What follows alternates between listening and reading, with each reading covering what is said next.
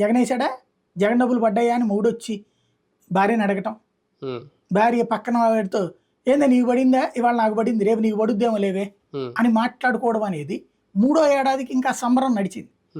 4కు వచ్చేటప్పుడు రొటీన్ అయిపోయింది. బియ్యం ఇవాళ ఫ్రీగా వస్తున్నాయి, అదేదో గొప్పగా ఫీల్ అవ్వట్లే మనం, రొటీన్ అయిపోయింది. బియ్యం మన హక్కు తీసుకోవడం అన్నటువంటి టైపులో ఇది హక్కు కింద అయిపోయింది. ఇప్పుడు ఆ టెంపర్ లేదు, వాళ్ళ డబ్బులు పడ్డాయి అన్న టెంపర్లు లేవు. అది ఒక రొటీన్ ఫార్ములా అయిపోయింది. ఈ టైంలో చంద్రబాబు నాయుడు వచ్చి ఇంతకంటే ఎక్కువ ఇస్తాను అని చెప్పడంతో కంప్లీట్ రొటీన్ అయిపోయింది.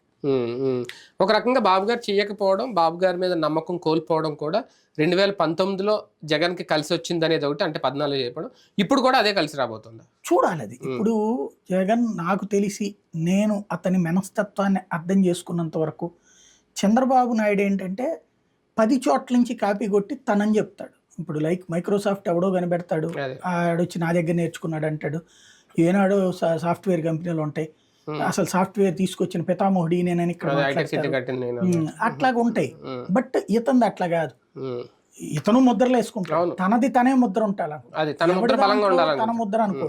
ఈవెన్ రాజశేఖర రెడ్డి అయినా 108 అనేది సత్యం రావాలి, కానీ తన పేరు చెప్పుకునేటటువంటి తరహాలో. ఇతంది అయితే ఇప్పుడు అమ్మ ఒడి అయితే ఇతందే కదా, సంపూర్ణం కదా, ఎవడు కాదనలేని నిజం కదా.